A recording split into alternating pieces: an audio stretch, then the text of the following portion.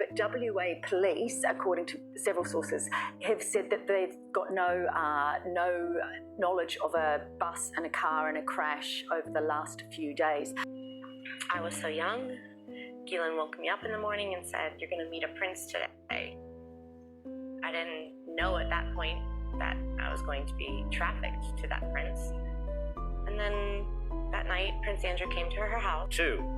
Quote, "I've known Jeff for 15 years. Terrific guy," Trump booms from a speakerphone.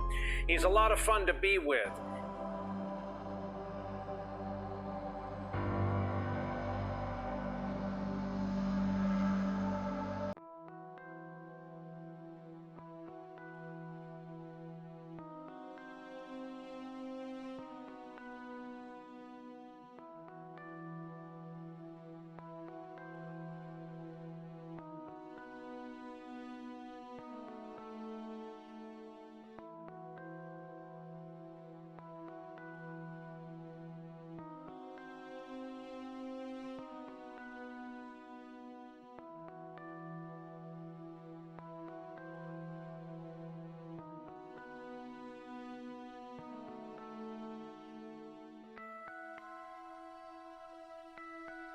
Mr. President, you said when do we expect the Epstein documents to be released?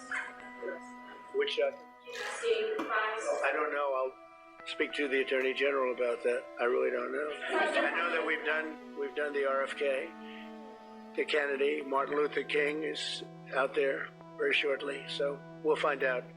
But we've really announced we're doing them in full transparency. You know, when we did JFK, people were saying, "Oh, maybe it wasn't all; it was all," and people actually went up to the office and they looked at some things that were, you know, not really easily available, and they were amazed that we gave it all. And I don't know if it solved any problems for people. People still have questions one way or the other, but that I'm not. But 100% of all of these documents are being delivered. Yeah, please.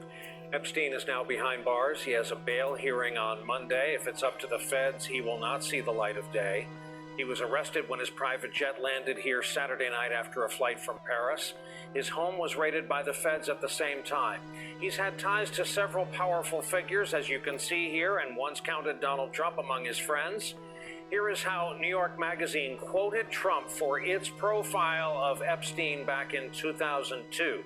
Quote, "I've known Jeff for 15 years. Terrific guy," Trump booms from a speakerphone. "He's a lot of fun to be with. It is even said he likes beautiful women as much as I do, and many of them are on the younger side. No doubt about it, Jeffrey enjoys his social life." "I've known Jeff for 15 years. Terrific guy," Trump booms from a speakerphone. "He's a lot of fun to be with. It is even said he likes beautiful women as much as I do, and many of them are on the younger side."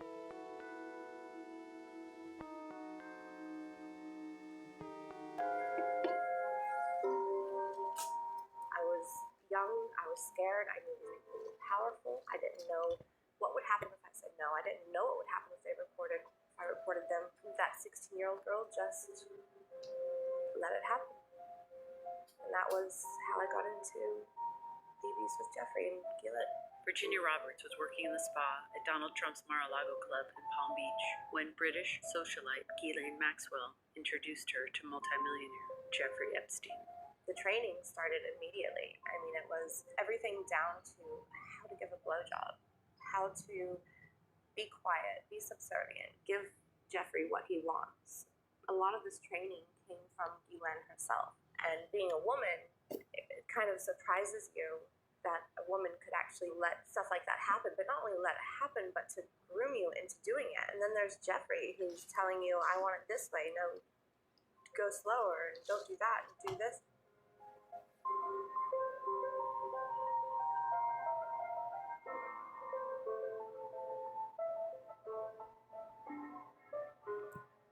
You're just thrown into a world that you don't understand, and you don't know how to, you're screaming on the inside, and you don't know how to let it come out. And you just become this numb figure who refuses to feel and refuses to speak and refuses, all you do is obey. That's it. And eventually, it led to, well, now we're going to experiment and we're going to try you with another guy and see how you go. So they sent me to an island with a professor, and I basically had to do what I did for Jeffrey for him. So it's very private. It's the perfect world for a billionaire getting away with what he was doing. He could hold big parties there and have huge orgies there, and nobody would have any idea what was going on because it was so quiet and so protected. You know, it started with one, and then it trickled into two, and then so on and so forth. And, you know, before you know it, I'm being lent out to politicians and to academics and to people that royalty. Roberts claimed in an affidavit the two of the men that Epstein lent her out to were attorney Alan Dershowitz and Prince Andrew, the Duke of York. Dershowitz and Prince Andrew have both denied any involvement with Roberts. A judge later struck Roberts' affidavit from the court record, but the ruling did not address the veracity of her allegations. Dershowitz said he was nonetheless vindicated. Logs from Epstein's private jet, nicknamed the Lolita Express, show a host of high-powered politicians, academics, and celebrities. It's called Lolita Express for a reason. That was a vessel for him to be able to abuse girls and get away with it without anybody being alarmed or any alarm bells going off. It was all the same no matter where you went. All Jeffrey cared about was go find me more girls. To me, still to this day, it is my biggest shame that I carry around that I will never get rid of. And I'm really, really sad that I brought other girls my age and even younger into a world that they should have never been introduced to. At age 19, Roberts said that she was sent to Thailand to take a massage course and to pick up a girl for Epstein. Instead, she fell in love and moved to Australia, where she and her husband lived with their 3 children. I escaped. I called Jeffrey to let him know that I was not coming back and I was not bringing the little Thai girl back. And he said, you know what? Have a nice life. And hung up the phone. And that was it. And I thought, I'm off the hook, off the chain. I can go. I can live free. 2007, I was pregnant with my middle son. And I get a phone call from Ghislaine one day in Australia. I'm in Australia. I was like, how the hell did she just find me? Like, I've been out of their life for so long. What's going on? She's like, have you talked to anybody? Told anybody what's happened? Like, you know, have you reported us or anything? I said, no. I haven't spoken to anybody. Okay, good. You stay like that. You stay quiet. The next day, Jeffrey calls me with his lawyer on the phone. And he asks me the same questions. Have you talked to anybody? Are you going to report me? Are you going to talk to anybody? I'm like, where is this all coming from? Like, what is going on? The next day, I get another phone call. And this time, it's from an FBI agent. Like, hi, I'm blah, blah, blah from the FBI. Have you given Jeffrey Epstein a blowjob? Did you have a shower with Jeffrey Epstein? Did you ever bring any girls over for Jeffrey Epstein? I'm like, I don't even know who you are. I mean, unless you can come over here and show me some official documentation that says that you're with the FBI, I am not saying a word to you. And about 6 months later, I get a knock at the door, and it's the Australian Federal Police. It's like a 12-page document about Jeffrey Epstein and what he had done and how, you know, I was a victim and they've identified me as one. It takes a long time to start the healing process. I mean, I will never heal. There are pieces from me that can never be put back together. It takes so long to get to a point where you're able just to speak about it. I mean, it took me having a daughter and looking at this beautiful, young, innocent baby to say, I want to speak out about it now. You know, if we can make that point across, it doesn't matter how rich you are, it doesn't matter how powerful you are, there are girls out there that will speak up, and I don't care if it's 10 years later or 15 years later, whenever you're ready to do it, you do it, you know, and you protect the ones that are younger than us, you protect the ones that we didn't protect before. These guys will get it in the end. Now turning to more bombshells in the case against alleged Jeffrey Epstein co-conspirator Ghislaine Maxwell. Hundreds of documents and transcripts were released just hours ago after a judge unsealed the records from a civil defamation lawsuit against Maxwell in 2015. The documents detailed new information about sexual abuse claims against her and the former financier, which earlier this month she pleaded not guilty to being a part of. The files include a deposition deposition from accuser Virginia GIUFFRE, and they also appear to contradict previous claims surrounding the last time Maxwell spoke to Epstein. CBS News correspondent Mola Lenghi reports from just outside the Brooklyn Detention Center, where Maxwell is being held. Well, Ghislaine Maxwell's attorneys tried to stop these documents from being unsealed, even asking a U.S. District Court judge to intervene with a phone call. That judge ultimately denied that request, saying that Maxwell's just trying to muddy the waters on her way to mounting a legal defense. To bring awareness to this. Weeks after Ghislaine Maxwell was denied release on bail as she awaits trial, she figures prominently into newly unsealed court documents, some of which accuse her of facilitating and participating in years of abuse against young women. As for Maxwell's recent claim that it's been more than a decade since she was in contact with Jeffrey Epstein, the documents appear to reveal that is untrue. In a January 2015 email exchange with Epstein, Maxwell wrote she'd appreciate it if a woman named Shelley would come out and say she had been Epstein's girlfriend. Epstein responded, "Okay with me, you have done nothing wrong, and I would urge you to start acting like it. Go outside, head high, not as an escaping convict. Go to parties, deal with it." Now, Maxwell's being held in a federal detention facility and facing up to 35 years in prison. It comes after years of allegations from accusers like Virginia Roberts GIUFFRE, who is not one of the alleged victims in Maxwell's case. GIUFFRE spoke to Gayle King earlier this month. You couldn't say no to Jeffrey and Cleveland because, you're afraid for your life. The unsealed documents are part of a settled civil suit between Maxwell and GIUFFRE. They include a deposition in which GIUFFRE claimed she was sent to have sex with several high-profile men at Epstein and Maxwell's direction, including the owner of a large hotel chain and a foreign president who she described as, quote, Spanish and in his 40s. Based on the arrest of Ghislaine Maxwell, do you think there are a lot of men in this country, in this world, that should be panicking based on the information that she has? Oh yeah, and I really hope they are very well-known, popular men that everyone would know the names of. I can't wait for the day of truth to light. To declassify the Epstein files. Yeah, I would. All right. I guess I would. To declassify the Epstein files. Yeah, I would. All right, I guess I would. I think that less so because, you don't know. You don't want to affect people's lives if it's phony stuff in there because there's a lot of phony stuff with that whole world. But I think I would, or at least Do you think that would restore trust? Help restore trust? Yeah, I don't know about Epstein so much as I do the others. Certainly about the way he died. It'd be interesting to find out what happened there because that was a weird situation and the cameras didn't happen to be working, et cetera, et cetera. But yeah, I'd go a long way toward that one. The other stuff I would. Breaking news tonight, the Washington Post reporting the autopsy is now complete on financier Jeffrey Epstein. The medical examiner found broken bones in Epstein's neck. Now, forensics experts say such breaks can occur in those who hang themselves. Epstein was found hanging in his cell in a New York jail on Saturday. He was being held on charges of sex trafficking. So how do you know this? That was supposed to show you. So how do you know this? That was supposed to show you. A bit from one of the conversations that I recorded with Epstein, and I think this was in a restaurant in 2017. His people fight each other. Right. And then have outsiders. He sort of poisons the well outside.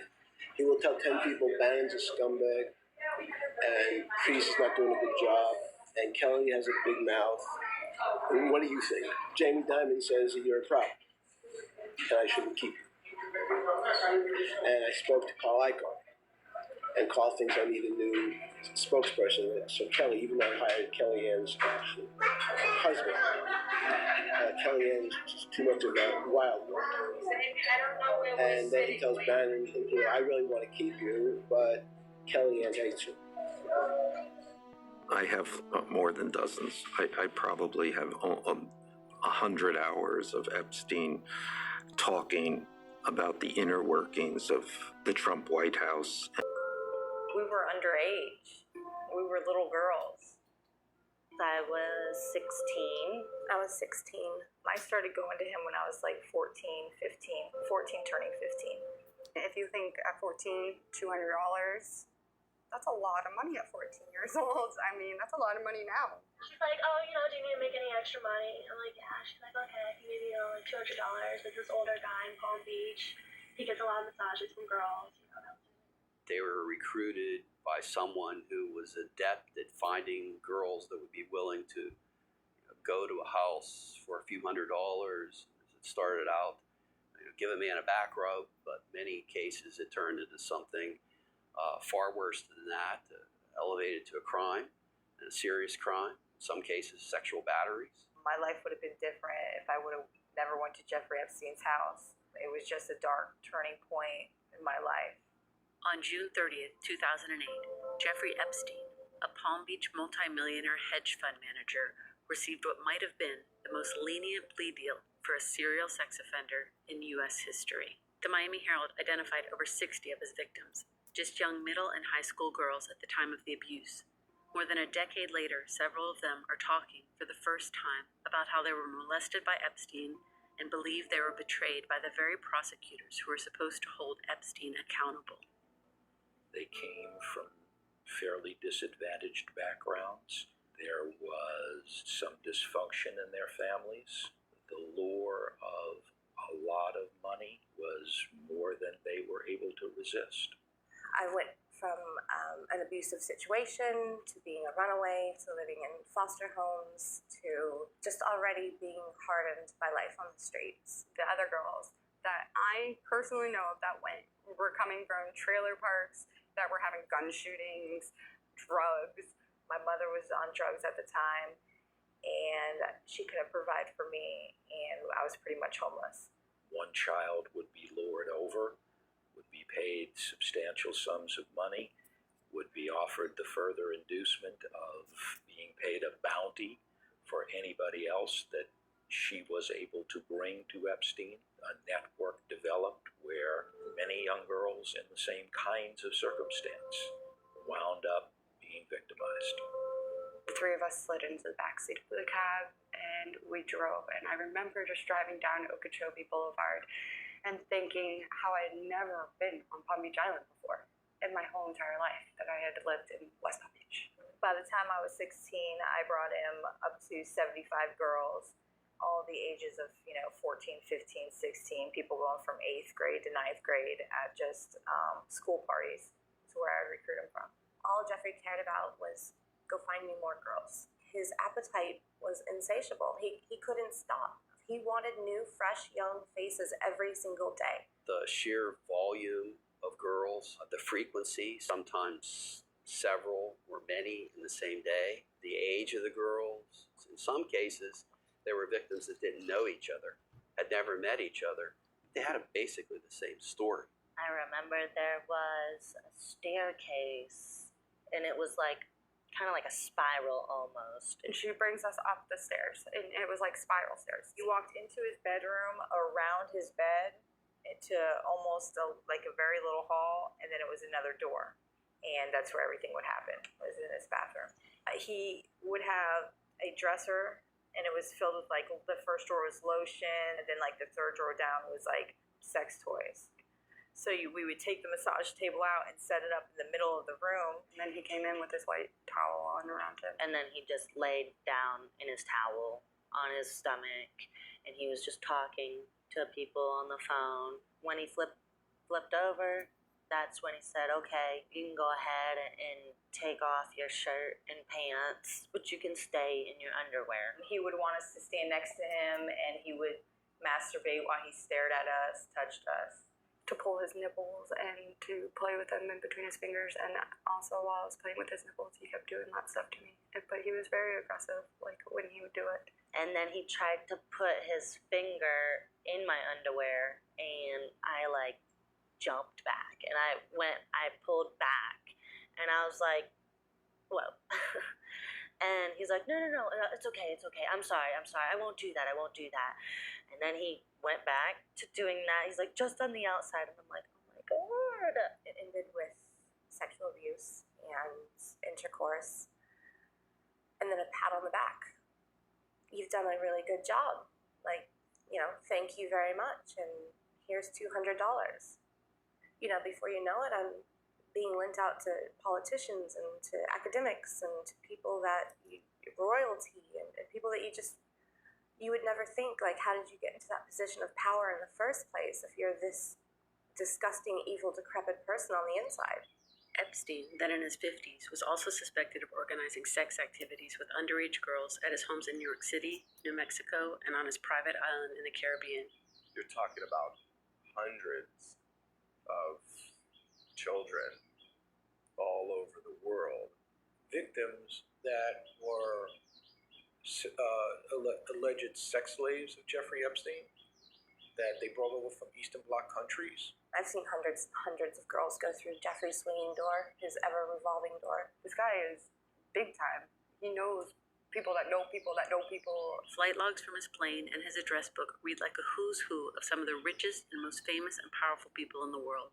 Celebrities, actors, philanthropists, academics, and world leaders. You can say categorically that you don't recall meeting Virginia Roberts, dining with her, dancing with her at Tramp, or going on to have sex with her in a bedroom in a house in Belgravia. I can absolutely categorically tell you it never happened. Do you recall any kind of sexual contact with Virginia Roberts then or any other time? None whatsoever. And for this now infamous picture of the two together, the prince saying it could be a fake. The fallout has been steep for the Queen's third child, now stepping away from his royal role and public duties for the foreseeable future. More than a dozen charities and organizations cut ties from him, like the Royal Philharmonic Orchestra, distancing themselves from him. Has it been long-term damage to the monarchy? I don't think so. It's certainly been extremely embarrassing for the Queen, embarrassing for the country, and has probably wrecked whatever good that Prince Andrew did in his royal career. I was so young. Keelan woke me up in the morning and said, "You're going to meet a prince today." I didn't know at that point that I was going to be trafficked to that prince. And then that night, Prince Andrew came to her house in London, and we went out to Club Tramp. Prince Andrew got me alcohol. It was in the VIP section. I'm pretty sure it was vodka. Prince Andrew was like, "Let's dance together," and I was like, "Okay," and we leave Club Tramp, and I hop in the car with Ghislaine and Jeffrey, and Ghislaine said he's coming back to the house, and I want you to do for him what you do for Epstein. I just couldn't believe it. I couldn't believe that even royalty were involved. Within hours of Jeffrey Epstein's apparent suicide, President Trump was retweeting a conspiracy theory linking Bill Clinton to his death. It was immediately picked up by Russian state media, going viral. A Clinton spokesperson calling the tweet ridiculous and of course not true, but a top Trump advisor defending it. I think the president just wants everything to be investigated. For the president, seizing on a conspiracy theory is part of a pattern. He launched his political career with the false birther claim against President Obama. He may not have been born in this country. In 2016, there was the bizarre claim that Republican rival Ted Cruz's father had been involved in the Kennedy assassination. There was a picture of him and crazy Lee Harvey Oswald having breakfast. And after the election, the false charge that millions in California had voted illegally for Hillary Clinton. The same person votes many times. You probably heard about that. Other examples, that Justice Scalia may have been murdered, that vaccines cause autism, or thousands of Muslims celebrated in Jersey City on 9/11. But tying Bill Clinton to Epstein's death reached a new level. Certainly, to accuse, even by implication, a predecessor of a murder conspiracy puts us in a whole different realm of reality. Clinton and Trump had both known Epstein, and Trump critics countered by blaming Mr. Trump online for Epstein's death. Marco Rubio chided both sides for spreading conspiracies, but no one did it with as big a megaphone as the president. His ability to sell. He is charming. He is able to convince people. It's very much like Clinton. Both Bill and Donald have the ability to go over to a fat, ugly woman, say, "You are the most beautiful thing I've ever seen." So he tells everybody what they want to hear, not everyone's charm. And I'm telling you that I know 4 or 5 people who have recently seen him. I just realized a couple where he broke the UN Plaza Trump Tower, listening to that music. I was going to take the top floor. I went to McDonald's to see it. And they said, again, relative to pay me, that was it's a $13 million transaction. You can pay me 11, you're reporting the 13 that you give food to Wallows. It was always. So the idea that he is a bad, dirty business, he's a construction person in New York City, an electrician in the country. I don't know.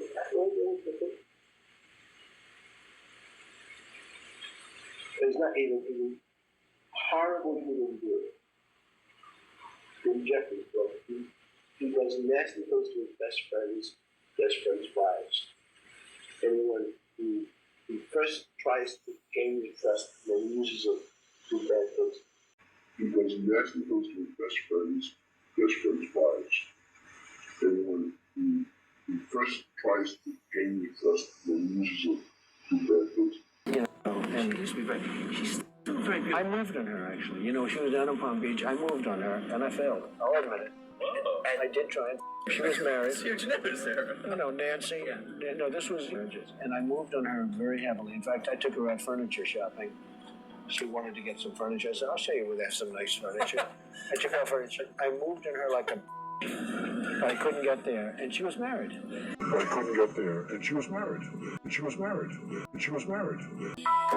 daughter is beautiful, Ivanka. By the way, your daughter, She's beautiful. Can I say this? A piece of ass. Yeah. The last couple of years, I go out with somebody, and she's like 21, and she's talking about, what are you doing? And she's studying algebra. So what? And it's like, it was always embarrassing for me to walk in. It's too young. 30 is like a perfect age. Absolutely. She has enough life experience. She's 35. Yeah. Well, too much life experience. What is it at 35, Howard? It's called checkout time. And you're probably, I would say, the greatest judge of beauty on this planet. In fact, I would create a TV show for you where all you did was just judge women. Now, that may be the best idea of all. It's a simple thing. It's a half hour, and we strip it out all over the country. I would say I'm the all-time judge. You own this pageant. You go over, you're meeting the girls and stuff. One of them comes up to you and says, Mr. Trump, you're a very sexy man. You're a beautiful man. You have fantastic hair. Well, you're a powerful man. Right? You're a powerful man. Right. I want to sleep with you. Now, you're not the type that would say no. I don't want to hurt their feelings. Right. No, but I mean, you see a beautiful woman, you want to have that.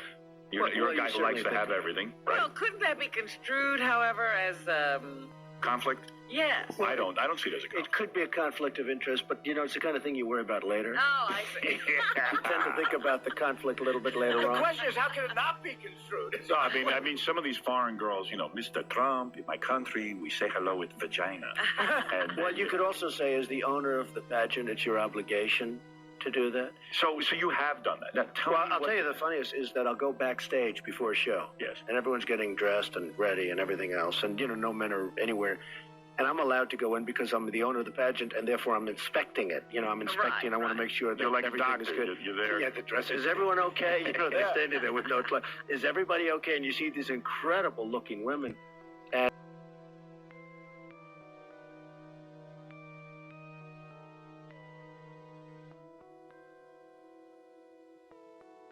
So, Donald, all right, I'm afraid to ask this question, but what would you do? Playboy put Ivanka on the cover of the magazine if she had not. This is going to be an interesting answer.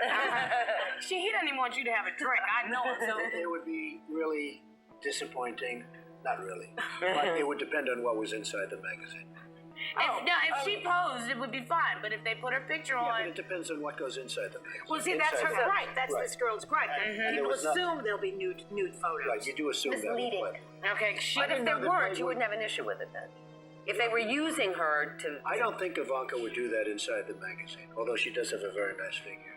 I've said that if Ivanka were my daughter, perhaps I'd be dating her. Stop it! Oh, it's so weird. Stop. You know what? You are living sick. Yeah. Well, you're known for saying outrageous things, Mr. Trump. Who are you, Woody Allen?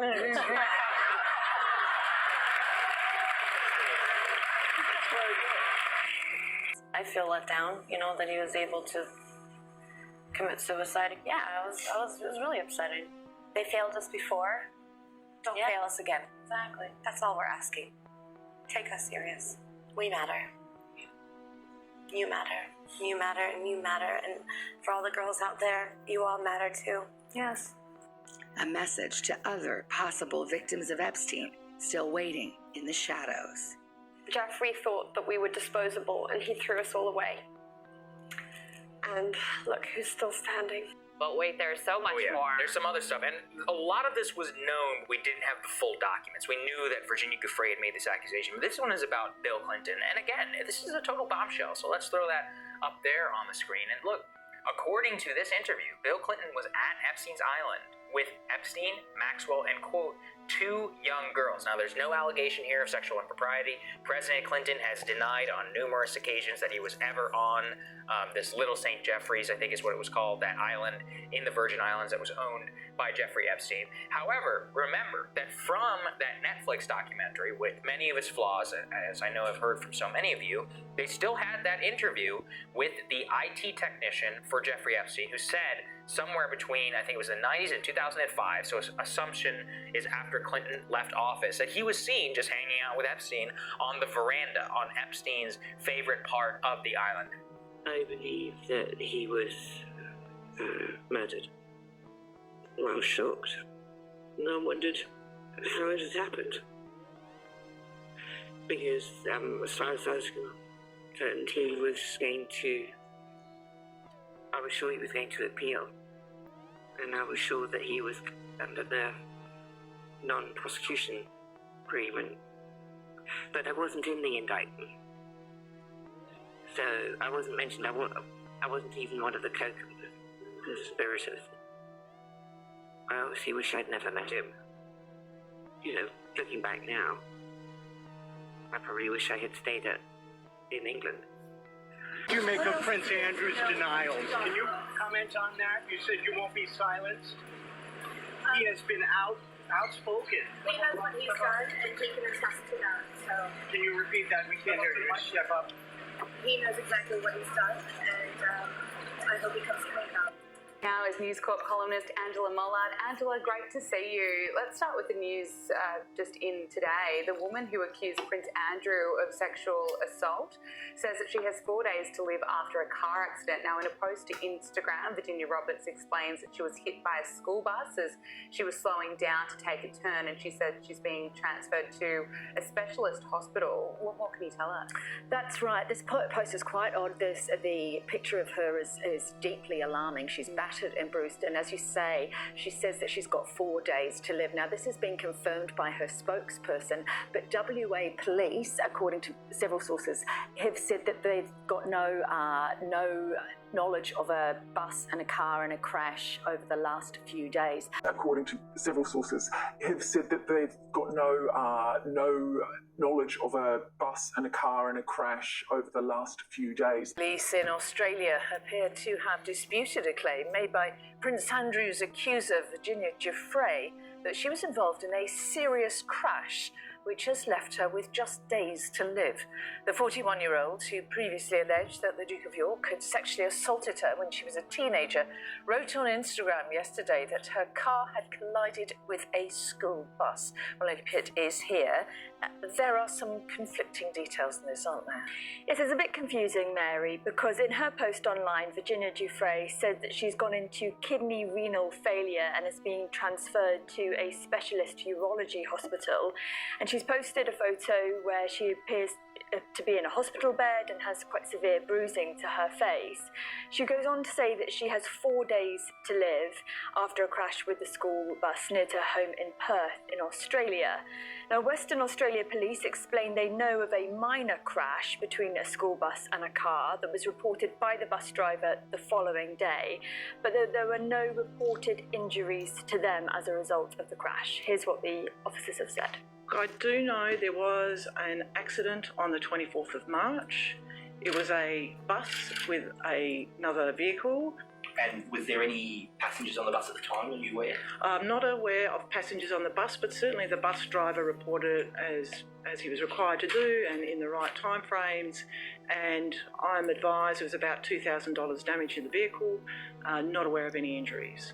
Now, separately, a spokesperson for the East Metropolitan Health Service has told Australian media that Ms Giuffre is not at any of their facilities. Now, separately, a spokesperson for the East Metropolitan Health Service has told Australian media that Ms Giuffre is not at any of their facilities. The Republican House Oversight Committee sent multiple letters to Attorney General Pam Bondi demanding the Epstein files be released. Bondi then went on an apology tour to Fox News, promising the documents would be released imminently. Today, the White House made a big show of handing a bunch of conservative influencers binders labeled the Epstein Files Phase 1. But the whole stunt was a bust. What's interesting is we're all waiting for bombshells, we're all waiting for juicy stuff, and that's not what's in this binder. That's not what's in this binder at all. It is the biggest disappointment, I think, that you'll find. I encourage you to do your own homework on this. It's mostly procedural jargon, Glenn, heavily redacted. Congresswoman Anna Paulina Luna, the Florida Republican leading this charge, said of the binders, all caps, "This is not what we or the American people asked for, and a complete disappointment." The Republican-controlled House Judiciary Committee made a post claiming to link to the Epstein files that actually directed folks to the music video for Rick Astley's Never Gonna Give You Up. Sarah?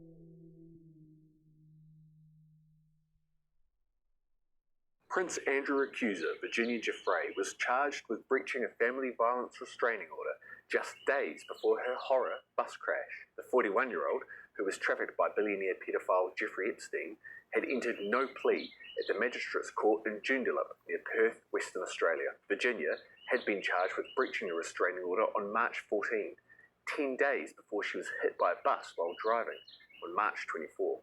Virginia is due to appear on April 9 for the next hearing, but that is now at risk following the devastating bus crash. Her husband, Robert Giuffre, had also been charged with inadequate storage for guns in February of this year, as well as reckless driving, exceeding the speed limit by 45 kilometres an hour in September last year. He'd been fined $1,200 and lost his licence for 6 months over the reckless driving charge.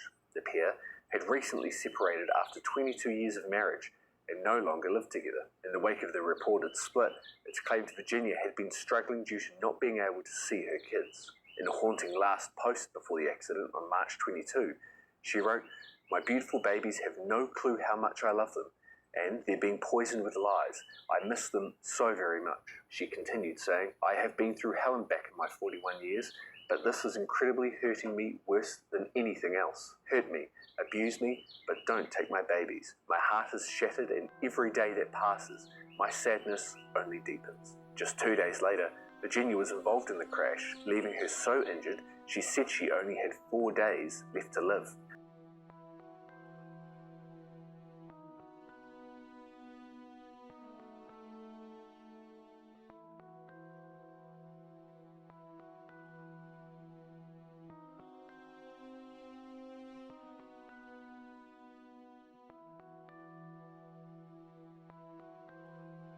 Breaking news coming in, some sad news to share.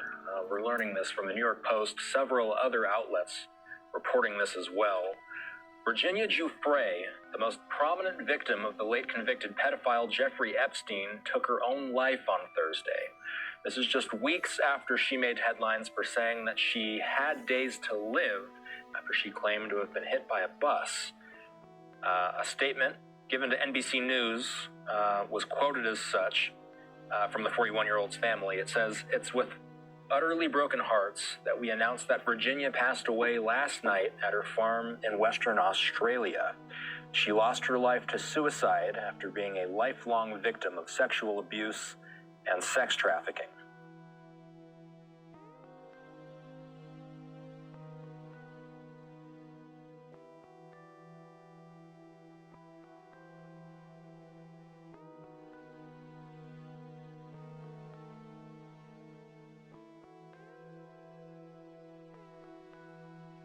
One of Jeffrey Epstein's most vocal accusers has died.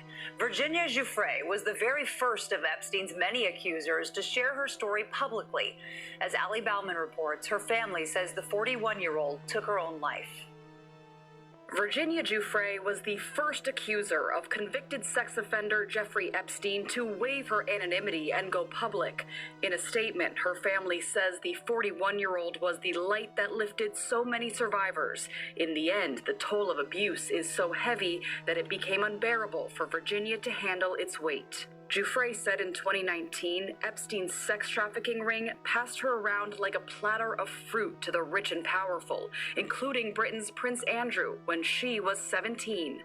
The Duke of York denies the allegations and questioned the authenticity of this infamous photo of him with his arm around Giuffre's waist. They settled out of court for an undisclosed amount in 2022. We need to show the world that the rich and the mighty can fall too. Giuffre spoke with Gayle King in 2020 about her fight for justice and Epstein's death by suicide in a New York jail. It would have been great to look at him in court and say, you hurt me, you took away my innocence, you took away my youth, but he took that away from us too. It would have been great to look at him in court and say, you hurt me, you took away my innocence, you took away my youth, but he took that away from us too.